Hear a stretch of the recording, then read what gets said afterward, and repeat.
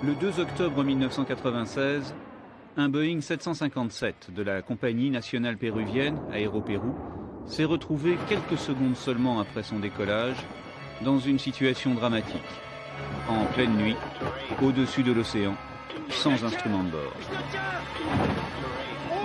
Voici l'histoire du vol Aéropérou 603.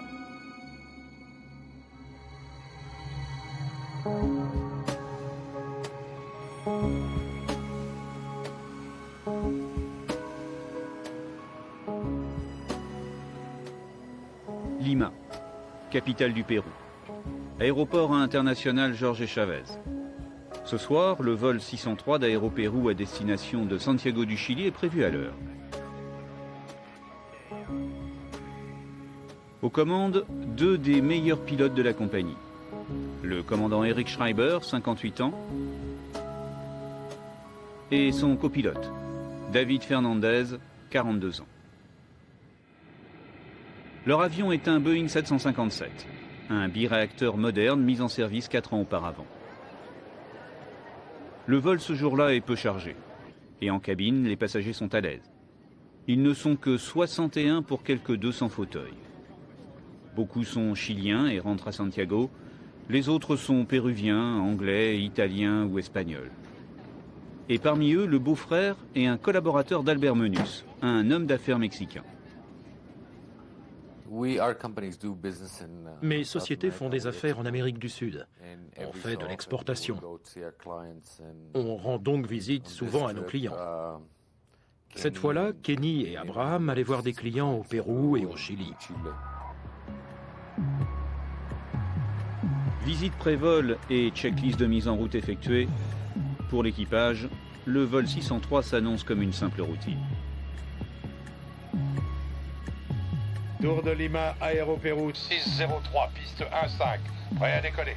Aéropérou 603, procédure de limitation de bruit active, vent nul, autorisé décollage piste 1-5. 1-5, 1-5 au transpondeur.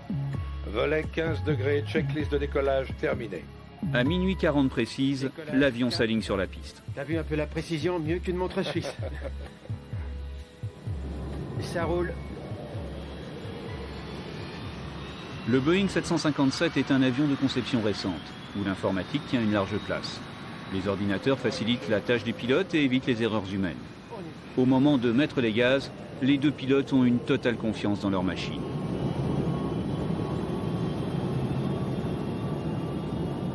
Puissance affichée. Puissance affichée. Lentement, l'avion prend de la vitesse et tout paraît normal. 89. Vérifié. V1, rotation. V2.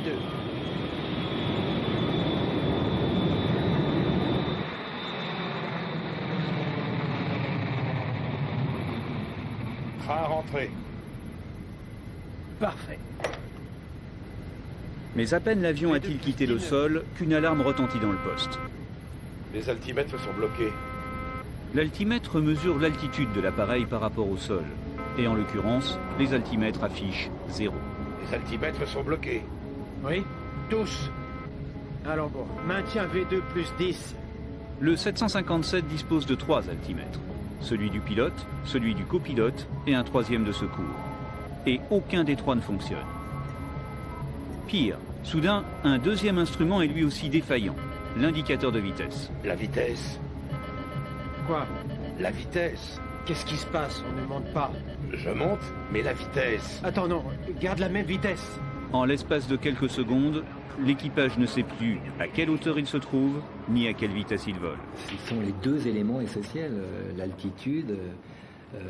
À l'école, depuis la guerre de 14, on leur dit aux pilotes de l'altitude, maintien d'altitude, maintien de vitesse. Si on n'a ni l'un ni l'autre, c'est l'accident, ça c'est clair. Le vol 603 laisse derrière lui les lumières de Lima, et se dirige maintenant droit vers l'océan Pacifique. Mais sans indication de vitesse ni d'altitude et en pleine nuit, les deux pilotes volent en aveugle. Au sol, le contrôleur suit la progression de l'avion. Pour l'instant, le tracé du vol est normal. Alors que dans le poste, une nouvelle alarme apparaît, indiquant cette fois une anomalie dans la trajectoire. C'est bizarre, on vire à droite. 3 minutes après avoir quitté le sol, les pilotes ont la désagréable impression de ne plus maîtriser totalement leur avion. Grimpe, grimpe, grimpe, grimpe. Je grimpe. Mais grimpe, tu descends là, David. Je grimpe, mais la vitesse. Oui, mais rien ne fonctionne. Le Mach-Trin, le rudder ratio. Grimpe, grimpe, grimpe, grimpe. Cap au 100. Oh, tu y es. Ce cap-là est bon. Règle la poussée de montée. Pilote automatique enclenché. Soudain, un des altimètres semble se réveiller et fournit enfin une indication d'altitude. Maintenant, c'est le pilotage automatique qui paraît défaillant. Pour fonctionner, ce système doit recevoir des informations identiques d'au moins 2 des 3 ordinateurs de bord. Or, aucun ordinateur ne donne les mêmes informations. Impossible d'enclencher le pilotage automatique, les pilotes doivent poursuivre en manuel, alors que les alarmes se multiplient.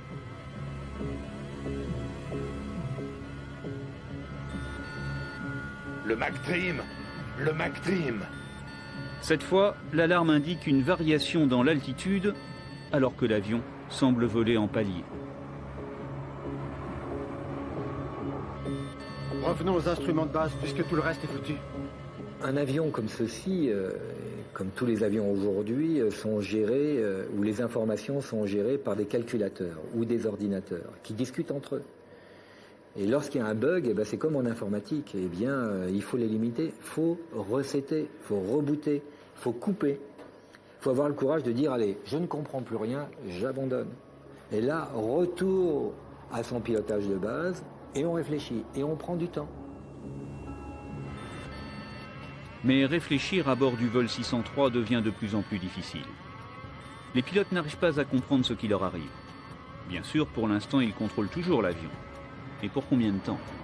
Dans le doute, le commandant décide de faire demi-tour pour se reposer de toute urgence. On est en situation d'urgence. Aéropérouge 603 Lima. Déclarons une situation d'urgence. On n'a plus les instruments de base, ni altimètre, ni anémomètre. Déclarons situation d'urgence. Bien reçu. Quelle est votre altitude? On ne sait pas. On a grimpé jusqu'à 1000 pieds.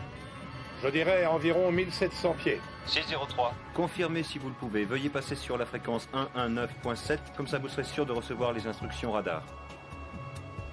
L'avion est encore tout près de Lima, à peine 60 km. Et seulement 5 minutes se sont écoulées depuis le décollage. L'équipage compte maintenant sur l'aide du contrôleur pour les ramener au terrain. Pour eux, la situation est totalement incompréhensible, d'autant que l'appareil sort tout juste de révision. On passe sur 119.7. L'automanette s'est déconnectée toute seule. Les abrutis de l'entretien ont flanqué un sacré bordel. Mais qu'est-ce qu'ils ont foutu là? Bon, je prends les commandes. Ok, tu as les commandes. Leur intuition concernant la maintenance est juste. Mais à cet instant, elle est impossible à vérifier.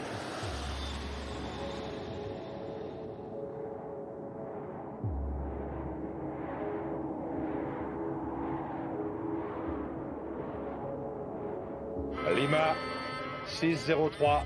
Aéropérouge 603 Lima. Demandons un cap pour l'ILS de la piste 15. Pas encore, attendons. L'avion a fait demi-tour et essaie de retrouver sa route vers l'aéroport, en utilisant des indications de vitesse et d'altitude toujours aussi aléatoires. L'altitude actuelle. On est à combien? Nous, on a 4000 pieds affichés. Vous pouvez nous confirmer? Correct, maintenez 4000 pieds. Non, c'est extrêmement stressant. Je veux dire, on a déjà une alarme. Et puis il y en a 2, puis il y en a 3, puis il y en a 4. Et là, ça devient un stress extrêmement sévère et difficile à gérer. Automanette déconnectée. On n'a plus aucun moyen de contrôle. On n'a plus de moyens de contrôle.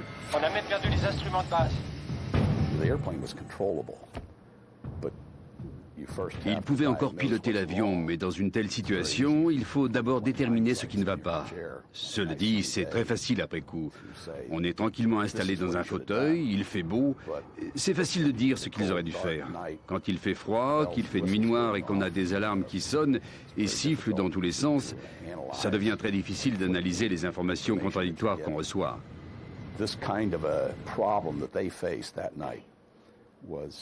Une pareille situation n'a pas dû se produire plus de 10 fois au cours de ces 20 ou 30 dernières années.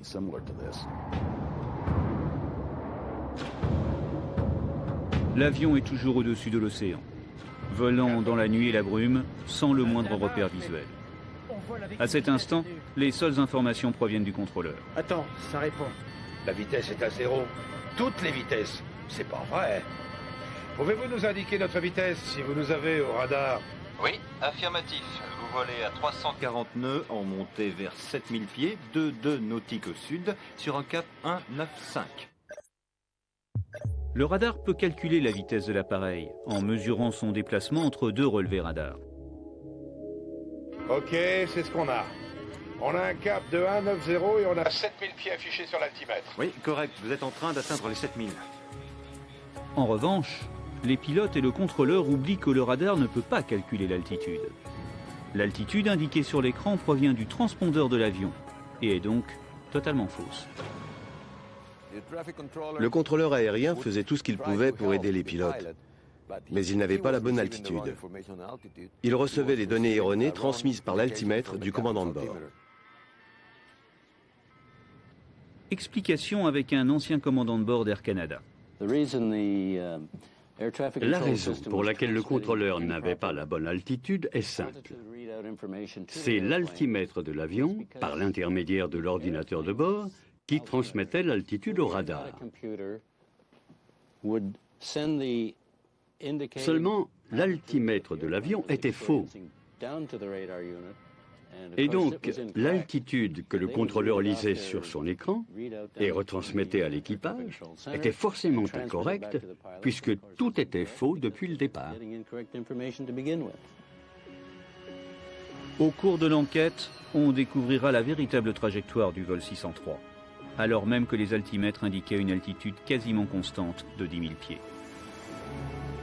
En cabine, pour l'instant, les passagers ignorent tout du drame qui se joue dans le poste de pilotage. Évitez les coups de pelonnier trop violents si la pression du système hydraulique est bonne, oui. L'avion vole depuis 7 minutes et l'équipage profite d'un instant de répit pour tenter de trouver dans la documentation de bord une explication et surtout une solution. On n'essaie pas de ramener l'avion en automatique. Au sol, tout le monde croit encore à un simple incident, susceptible de se terminer avec un atterrissage d'urgence.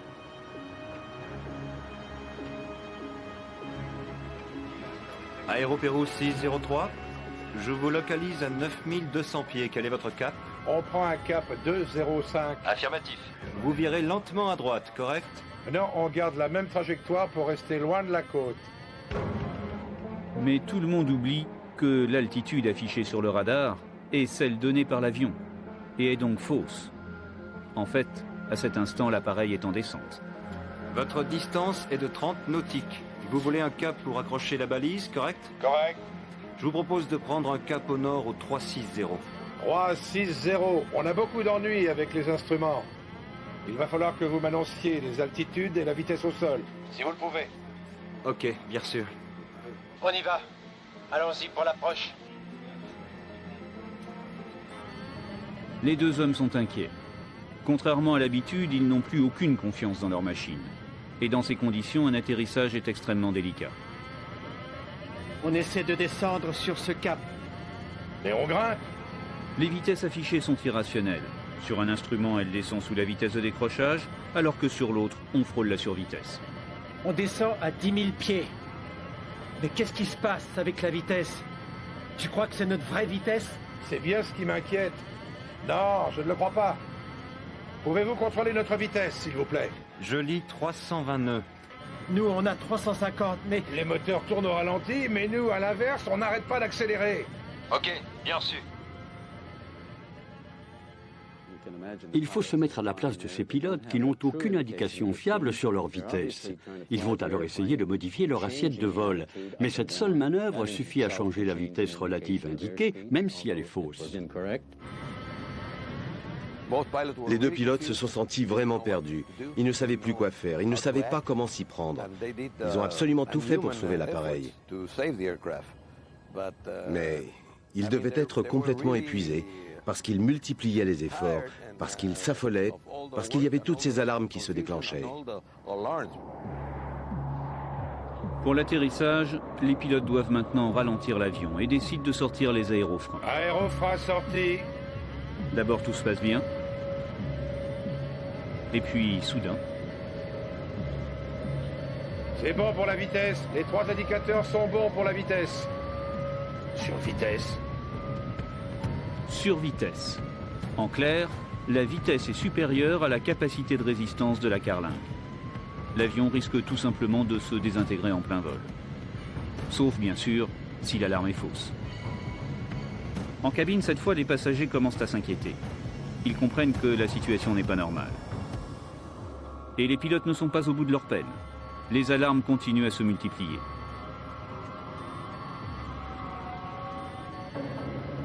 Radar ratio. C'est pas possible, rien ne se déconnecte. Tous les instruments moteurs sont OK. Bon sang. À quelle vitesse on peut bien voler vraiment? Contrôle, à quelle vitesse sommes-nous? Aéropérou 603 de Lima, je vous localise. Vous passez au 260 de Lima à 31 000 nautiques ouest. Votre altitude est de 10 000 plus 700 et votre vitesse d'environ 280 nœuds. Super. Ici, on a 300. Dans le poste, l'équipage travaille dans des conditions de plus en plus difficiles. Depuis le décollage, à chaque minute, une nouvelle alarme est apparue et ce n'est toujours pas fini. Sur vitesse. Quoi? Au même moment, l'alarme de décrochage se met en marche. Et celle-ci est spectaculaire. Le vibreur de manche se met en action et indique que l'avion n'a plus suffisamment de vitesse pour voler. La confusion est totale. On est en train de décrocher. On n'est pas en train de décrocher, c'est une fausse alarme. Quand un avion ralentit au point de ne plus pouvoir se tenir en l'air, il décroche. Les ailes décrochent et il cesse de voler. Alors il y a un système d'alarme installé sur l'avion pour prévenir les pilotes d'un éventuel décrochage. C'est le vibreur de manche. Et il y a aussi une alarme vocale pour les prévenir. Quand le vibreur de manche s'enclenche parce que l'avion vole trop lentement, le manche est secoué de vibrations, alors que l'alarme vocale annonce le décrochage. Évidemment, à ce moment-là, les pilotes doivent entamer la procédure pour ramener l'avion dans une situation normale. Et les pilotes ne sont plus d'accord entre eux. Évidemment, cela n'arrange pas la situation. Non! Le vibreur de manche s'est déclenché. Le vibreur de manche, même avec les aérofreins, on est toujours à 320 nœuds. Mais pourquoi nos instruments n'indiquent pas la même chose? L'indicateur de décrochage leur indique qu'ils sont en train de tomber. En même temps, ils ont une alarme de survitesse. C'est impossible. Les deux alarmes se contredisent. Soit on décroche, soit on est en survitesse. Ça les a affolés encore un peu plus. Ça ne s'était jamais produit auparavant. Il s'agissait d'une situation d'urgence totalement inédite. En avion, on doit toujours chercher ce qui peut nous tuer. Il faut d'abord identifier le danger mortel. Le reste, c'est un moindre mal. On verra ça plus tard. Alors quand vous avez une alarme de décrochage ou une alarme de survitesse, il faut agir sur le champ. Mais là, ils avaient à la fois une alarme de décrochage et une alarme de survitesse. Dans ce cas-là, où est la vraie, où est la fausse?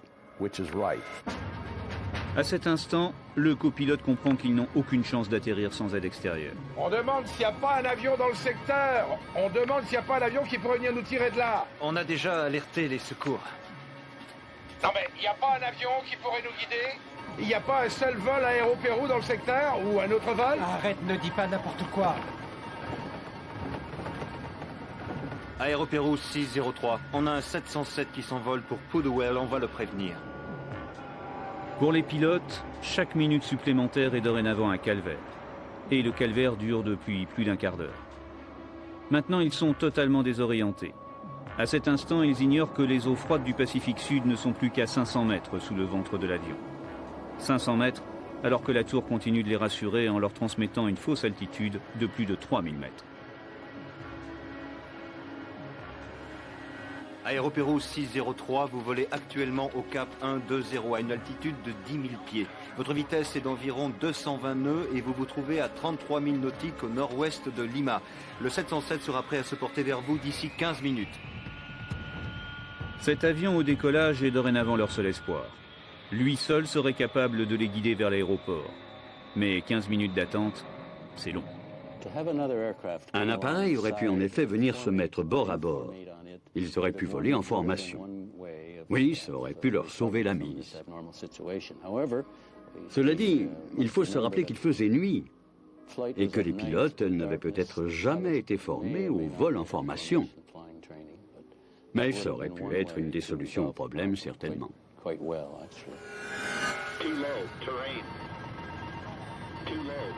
qu'est-ce qui se passe? On vole beaucoup trop bas. Aéropéro, on a une alarme. 23e minute de vol. Cette fois, c'est la plus terrifiante des alarmes qui s'enclenche, le GPWS, l'avertisseur de proximité de sol, signalant que l'avion est à moins de 100 mètres de hauteur. On a une alarme GPWS, alors qu'on est censé être à 10 000 pieds. D'après mon écran, vous êtes à 10 500 pieds.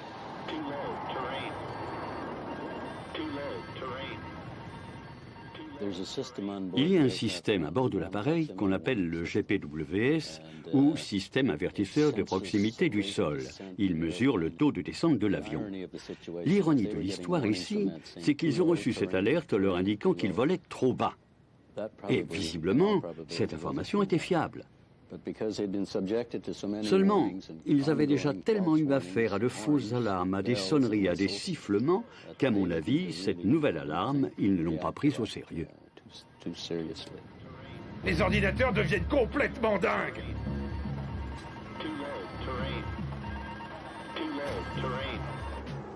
L'avion, pour l'instant, continue à survoler la mer tout en longeant la côte.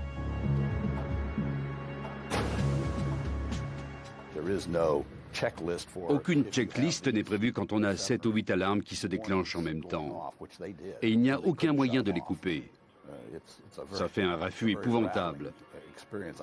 Si je vous fais écouter cette bande, vous entendrez tout, les sifflements, les alarmes vocales et tout le reste. Et le vibreur de manche qui fait... C'est un environnement extrêmement stressant.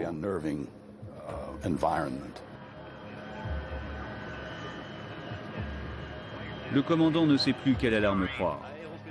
Par précaution, il décide d'annuler son approche et de reprendre un cap vers le large. Vous virez à droite pour prendre un cap ouest? Affirmatif, on prend un cap de 250. Quoi qu'il arrive, on se dirige vers la mer parce qu'on a une alarme GPWS. À la tour, le changement de trajectoire du vol 603 n'a pas échappé au contrôleur. Oui, affirmatif. Je vous localise à 42 nautiques à l'ouest au cap 250. On est bien au-dessus de la mer? Affirmatif, au-dessus de la mer. Vous êtes à 42 nautiques vers l'ouest. Mais le vol ressemble à une roulette russe. Les pilotes sont totalement aveugles et tentent de maîtriser un avion de plus en plus incontrôlable. On est en train de ralentir. On est à 370 nœuds. Est-ce qu'on est en train de ralentir? Mes instruments indiquent la même vitesse. Vous volez à peu près à 200 nœuds. Vitesse 200 nœuds? 220 nœuds de vitesse sol. Votre vitesse diminue un peu. 200 nœuds, à peine 360 km/h. Sans les volets, presque la vitesse de décrochage. Mais bon sang, on va décrocher. Remonte, on verra bien. Remonte! D'instinct, le commandant sent qu'ils ne tiendront pas les 10 ou 15 minutes supplémentaires nécessaires à l'arrivée de l'avion de secours. Il décide une nouvelle fois de tenter un atterrissage.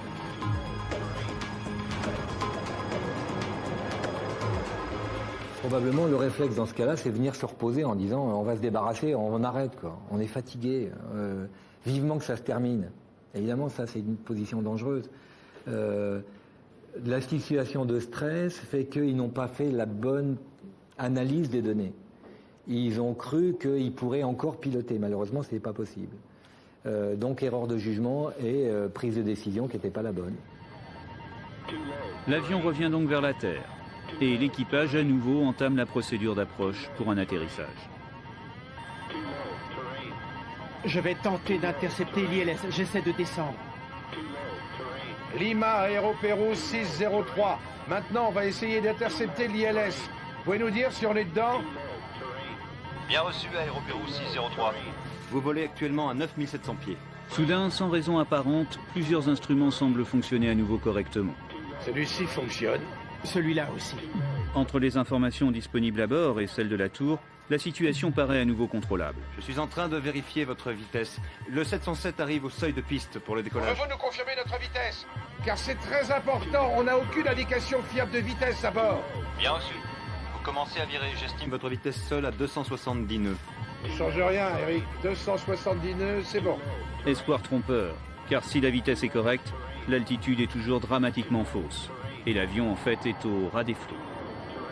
Votre altitude est de 9700 pieds. Et au radar, votre vitesse seule de 240 nœuds. Comment on peut voler aussi vite puisqu'on descend avec les moteurs au ralenti?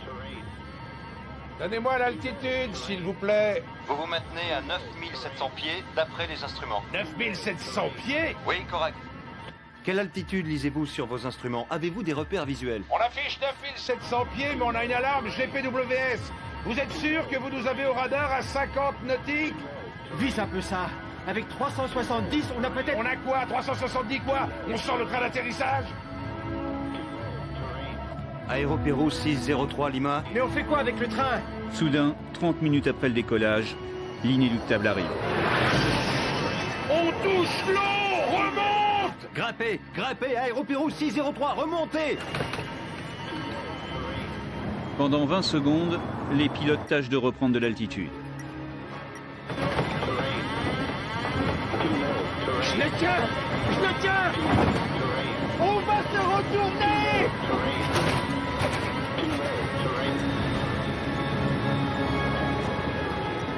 Aéropérou 603.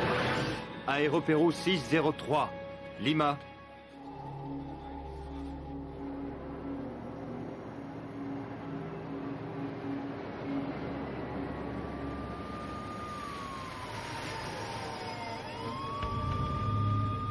Le lendemain matin, c'est par les médias qu'Albert Menus apprend l'accident. 5 minutes after takeoff, the crew informed the tower that they were having an emergency and they requested clearance to return to Lima. During the process, contact with the aircraft was lost at 0110, with the latest position of the aircraft being 50 miles north of the city of Lima. Vers 6 heures du matin, je me suis levé et j'ai mis les informations à la télé. Ils ont dit qu'un crash avait eu lieu, qu'un avion d'Aéropérou s'était écrasé. Mais ils ont parlé d'un vol New York-Lima. Rescue operations are underway by authorities. The aircraft was carrying 61 passengers and 9 crew members. Albert Menus n'est pas inquiet. Son beau-frère et son associé étaient sur le vol de Santiago, pas sur celui de New York. Je suis allé prendre une douche sans me tracasser plus que ça. Mais quand je suis sorti de la salle de bain, ils ont rectifié et indiqué qu'il s'agissait en fait du vol Lima-Santiago. Je savais que Kenny et Abraham avaient pris cet avion. Ils ont donné très peu de détails. Ils ont dit qu'il y avait peut-être quelques survivants.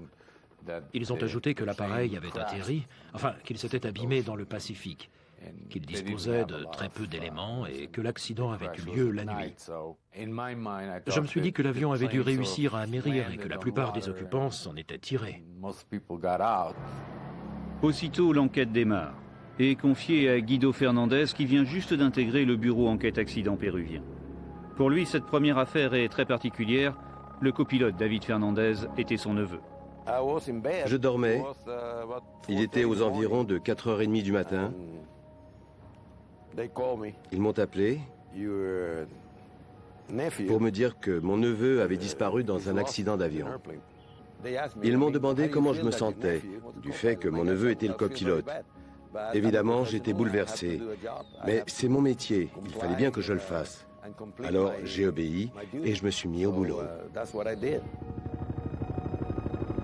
Dans les heures suivantes, Guido Fernandez survole la zone du drame à bord d'un hélicoptère de la marine.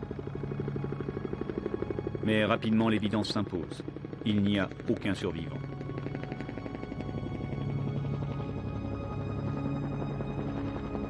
Seuls 9 corps sont repêchés parmi les débris. Les autres ont sombré avec l'avion au fond de l'océan.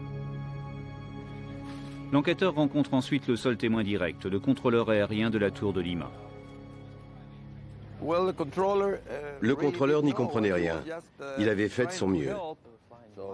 Il avait tout fait pour les aider. Mais malheureusement, lui aussi s'était retrouvé face à une situation d'urgence inédite.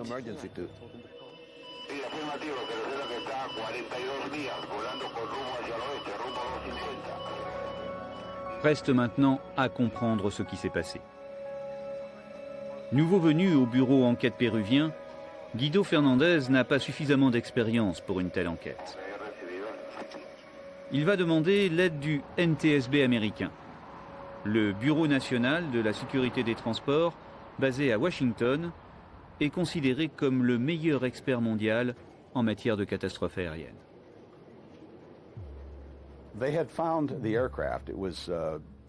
Ils avaient retrouvé l'avion grâce aux nombreuses informations radar dont ils disposaient.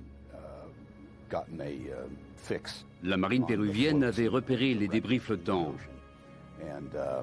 Il ne restait plus qu'à retrouver l'épave qui avait coulé au fond. Mais pour ça, ils n'avaient pas le matériel adéquat.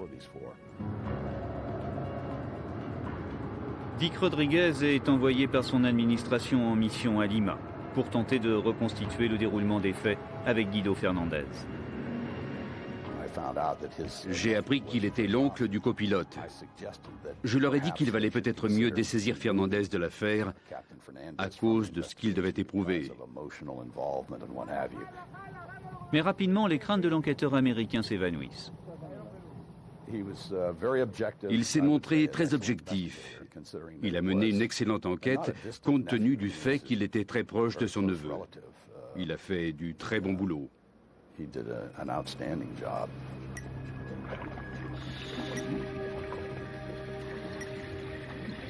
Après un crash, les boîtes noires sont conçues pour émettre durant 30 jours un signal radio permettant de les localiser.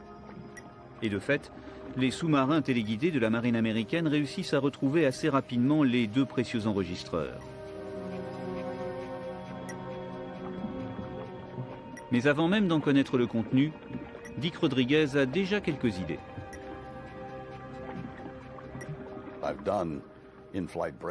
Habituellement, quand un avion se disloque en vol, les débris s'éparpillent sur un rectangle d'à peu près 25 km de long sur 2,5 km de large. Là, ce qu'on a observé démontrait immédiatement, vu l'état de l'épave, que l'avion s'est désintégré au moment du crash. Les débris étaient à peine dispersés. L'appareil avait donc percuté la surface à pleine vitesse. C'est pour ça qu'on a obtenu cette configuration très regroupée. Conçues pour résister au choc, au feu et à l'eau, les boîtes noires sont intactes. Une fois à la surface, elles sont aussitôt placées dans des glacières d'eau douce pour éviter toute oxydation. Puis, rapidement, elles sont expédiées à Washington pour être analysées par les spécialistes du Bureau de la sécurité des transports. Les enquêteurs s'intéressent tout particulièrement à l'enregistreur vocal, le CVR.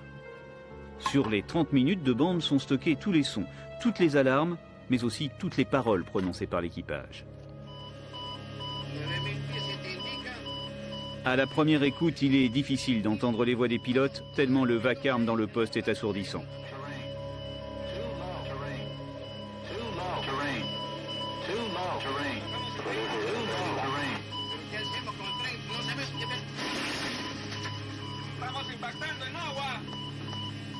Ils décident de numériser la bande, puis de la filtrer pour la rendre plus audible. C'est alors qu'ils commencent à comprendre.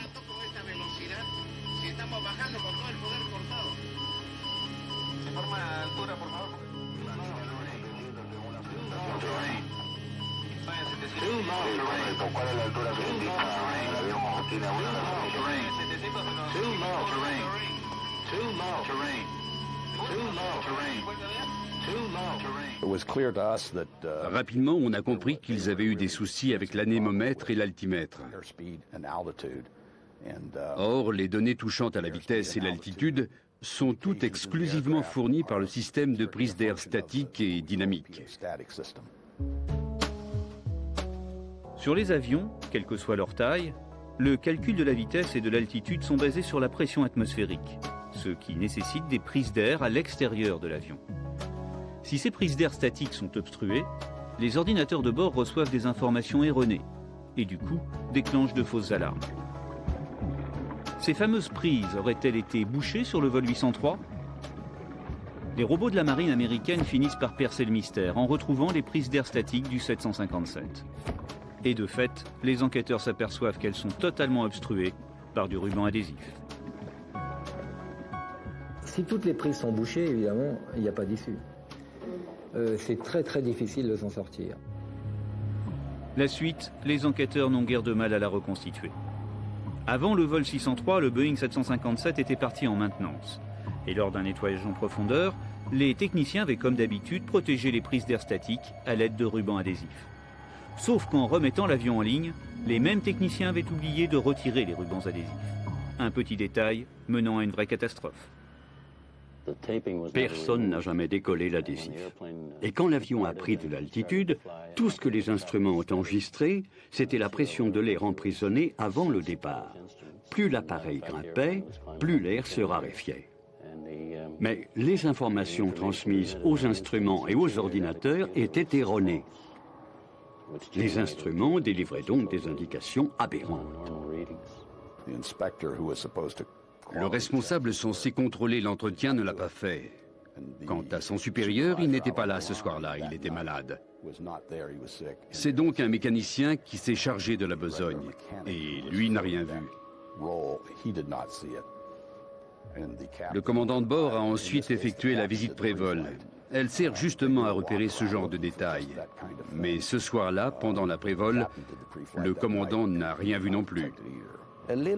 Un malheureux petit morceau de papier enduit de colle a provoqué un accident. Mais ce n'est ni au papier ni à la colle qu'il faut s'en prendre. C'est une erreur humaine. Ce sont des hommes qui ont collé l'adhésif et qui ont oublié de le décoller. Le pire, 8 mois auparavant, un accident presque similaire est survenu également sur le même type d'avion, un Boeing 757. Le 6 février 1996, un appareil affrété par la compagnie de charter Birgener décolle de Puerto Plata, en République dominicaine. 8 km plus loin, l'avion s'écrase. Bilan, 189 morts. Là aussi, le Bureau de la sécurité des transports américains participe à l'enquête. Elle sera brève. L'inspection de l'épave révèle aussitôt que l'une des prises d'air extérieures de l'avion était complètement obstruée. Même cause, mêmes effets, mais plus rapide. Dans le cas Birgener, dès le décollage, les pilotes cherchent à prendre de l'altitude. L'altimètre ne bouge pas, alors ils tirent sur le manche et cabrent de plus en plus l'avion. Jusqu'au moment où l'appareil décroche, part en virage engagé et termine dans l'océan.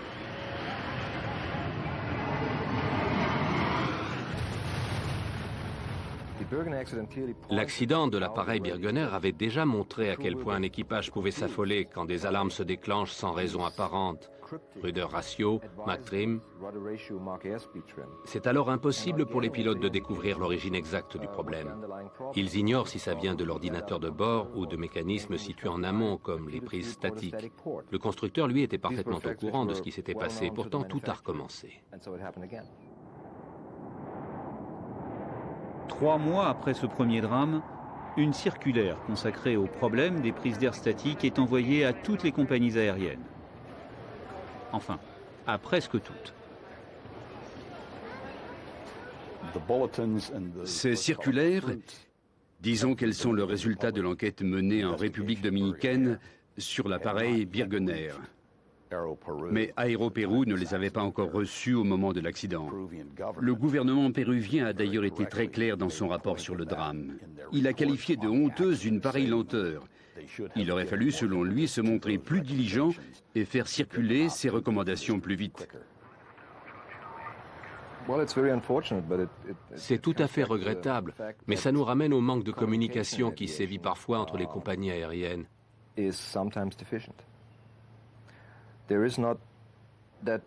Ces dernières rechignent à s'échanger les informations à cause de la concurrence acharnée qu'elles se livrent. Elles font de la rétention d'informations, surtout quand ça concerne la sécurité. C'est ce qui s'est passé dans l'accident du vol Aéropérou. On a 9700 pieds, mais on a une alarme GPWS. Vous êtes sûr que vous... Les enquêteurs s'interrogent aussi sur le comportement de l'équipage. La décision de tenter un atterrissage ne fait pas l'unanimité. Dans la même situation, Alan McLeod, lui, aurait adopté une autre attitude. Stabiliser la vitesse et voler tout droit, en très légère montée, jusqu'à l'arrivée de l'avion de secours. L'expérience prouve que si vous ne contrôlez pas bien l'avion en cas de problème, et des problèmes, Dieu sait s'ils en ont eu, eh bien il faut continuer à voler, coûte que coûte, se concentrer sur le pilotage, tout faire pour parvenir à maîtriser l'appareil. Est-ce qu'on est en descente là? On a 370 nœuds affichés. Si on ne fait pas ça, l'avion prend le dessus et la situation empire. C'est pour ça que moi j'aurais continué à voler, à condition de pouvoir le faire sans risque. Pour ça, je m'en serais remis à l'horizon artificiel et j'aurais affiché les paramètres moteurs habituels. Après, seulement, j'aurais fait demi-tour pour aller me poser. L'équipage visiblement s'est laissé déborder par la situation et n'a pas résisté psychologiquement à la pression insoutenable qui a pesé sur leurs épaules durant 30 minutes. 370 quoi? On sort le train d'atterrissage? C'est facile de s'asseoir dans le poste d'un 757 pour jouer les donneurs de leçons. Toutes les alarmes leur résonnaient dans les oreilles. Alarme de survitesse, alarme de proximité du sol, alarme de décrochage. Je peux bien décréter que moi, pilote chevronné, j'aurais plutôt fait ceci ou cela. Seulement, il faut se mettre à la place de l'équipage ce soir-là. Ces deux hommes se sont retrouvés dans une situation épouvantable. Ils avaient un appareil à faire voler et devaient affronter une terrible expérience. Ils n'ont pas compris ce qui pouvait leur arriver, ils n'ont pas compris l'improbable. Et ça, on ne peut pas leur reprocher. Mais la raison principale est là. C'est que mauvaise analyse est donnée, quelle que soit la gravité de la situation, et il n'est pas évident qu'un autre équipage aurait fait mieux.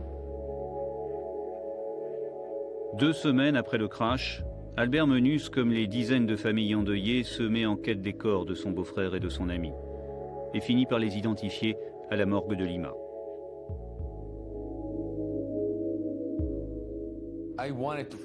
Je voulais les retrouver. Je voulais vraiment les retrouver.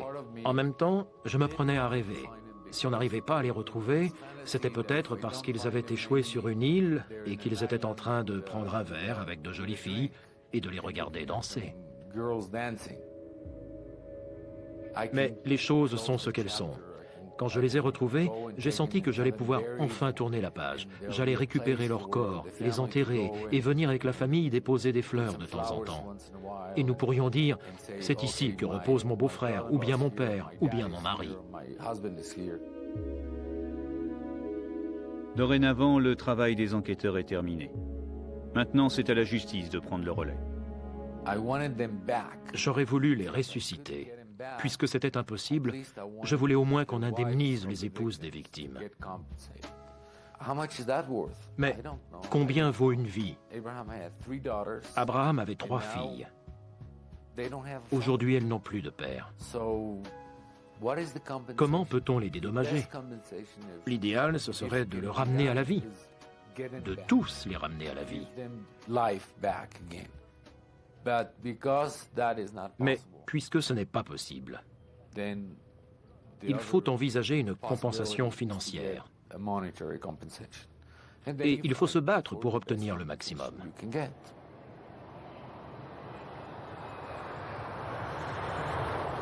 En novembre 1996, un avocat de Miami, représentant 41 passagers et plusieurs membres d'équipage, accuse Boeing d'être responsable de la catastrophe.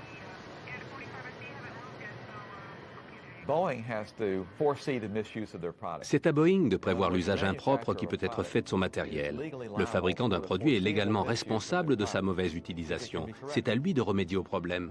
Boeing construit des avions dont la structure représente un danger potentiel. Pour nettoyer l'appareil, il faut obstruer la prise statique. Si on oublie ensuite de déboucher cette prise, l'avion risque de s'écraser. Mais Boeing, à son tour, se retourne contre Aéropérou. Après tout, c'est un employé de la compagnie péruvienne qui a oublié de décoller l'adhésif, malgré les mises en garde affichées.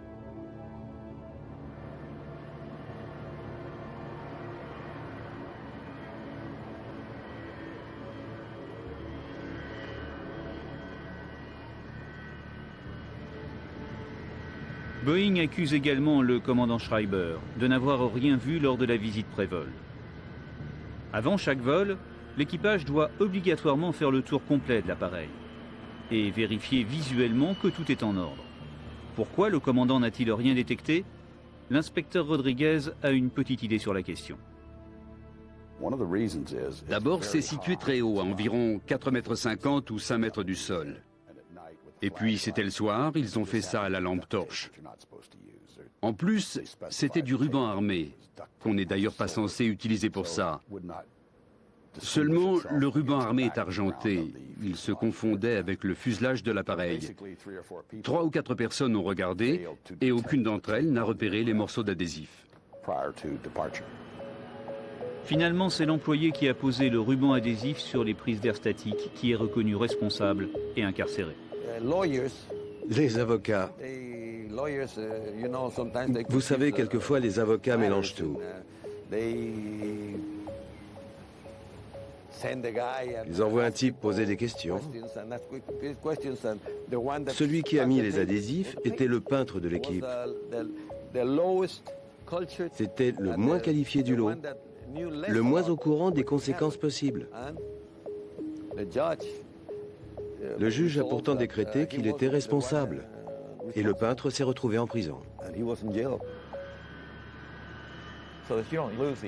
Un avion ne s'écrase pas parce qu'un mécanicien péruvien qui gagne 2 € de l'heure fait un oubli. On peut se douter qu'un employé comme lui risque de commettre une erreur. L'erreur est humaine. Il faut donc prendre ses précautions pour qu'un avion de 50 millions d'euros n'aille pas s'écraser sous prétexte qu'un agent d'entretien a fait une bêtise. Et puis, dans certaines situations, les pilotes doivent parfois savoir oublier les ordinateurs, les systèmes assistés et les raisonnements compliqués pour s'en remettre à leur instinct, à leur expérience et à leur seul talent de pilote. Il m'est personnellement arrivé une histoire similaire. Je décolle, c'était en Fokker, l'avion se met à tourner et je contre jusqu'à la butée et l'avion continuait à être incliné par la droite et j'étais en butée à gauche. Situation incompréhensible. Et on s'interroge tous les deux, qu'est-ce qu'on fait? Pareil, on ne comprend pas ce qui se passe. On essaie de lutter tout simplement contre une machine qui s'en va et qui devient hors contrôle. J'avais un commandant de bord qui avait énormément d'expérience de planeur et qui a réussi à ramener l'avion. Moi, j'étais incapable de ramener l'avion. Grosse expérience. Il est revenu à son pilotage de base. Il n'a pas compris la situation et il s'est dit, bon, il est encore pilotable, on va faire avec. Formidable. Et on a compris cette situation qu'une fois arrivé au sol. Et qu'est-ce qui s'est passé? C'est qu'il avait énormément neigé, une nuit d'hiver, qu'il s'était accumulé de la glace et de la neige sur les 2 ailes, et que malheureusement, une seule aile avait été dégivrée, donc nettoyée, et que, changement d'équipe, on ne sait pas trop ce qui s'est passé, l'autre aile avait été laissée avec le givre et la neige, donc 3 tonnes de plus d'un côté que d'un autre, évidemment. On ne pouvait pas s'imaginer un moment que ça pouvait être ça. Et on se serait craché, comme ça aurait pu se faire, très bien. La neige aurait fondu, personne n'aurait compris. Les commandes étaient intactes, tout était normal, l'avion révisé, l'équipage avec de l'expérience, on n'aurait pas compris. Et donc dans ces situations-là, inattendues, encore une fois, eh bien, on essaie de revenir à son pilotage de base. Il n'y a que ça, à la limite, à l'extrême limite, qui peut nous sauvegarder. Si les pilotes n'ont plus qu'à appuyer sur des boutons, ça ne va plus. Pour que l'homme et la machine entretiennent de bons rapports, il faut que l'homme reste aux commandes de l'avion. On doit donc concevoir des appareils à échelle humaine. On peut intégrer tous les chiffres, tous les nombres et tous les trucs informatiques qu'on veut. Ce sera toujours un homme qui tiendra le manche. Il faut que l'homme reste le patron. En 1999, Boeing et Aéropérou ont conclu un accord amiable sans passer devant les tribunaux. Les 2 sociétés ont versé environ 1 million d'euros à chacune des familles de victimes.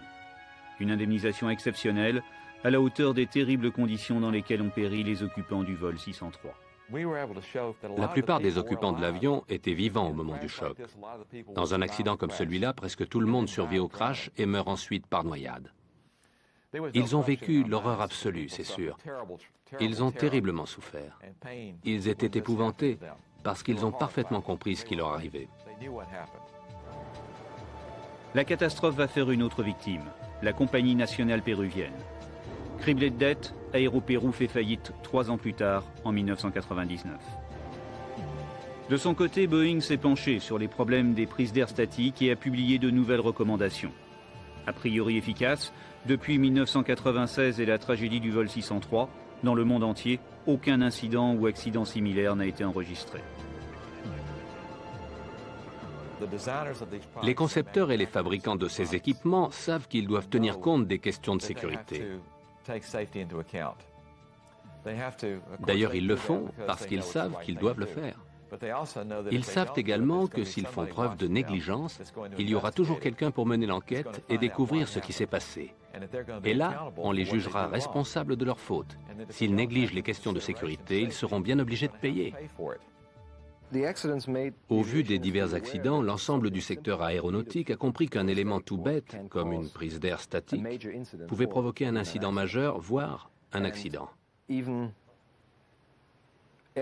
Ces drames ont aussi rappelé aux pilotes de ligne que tout peut arriver.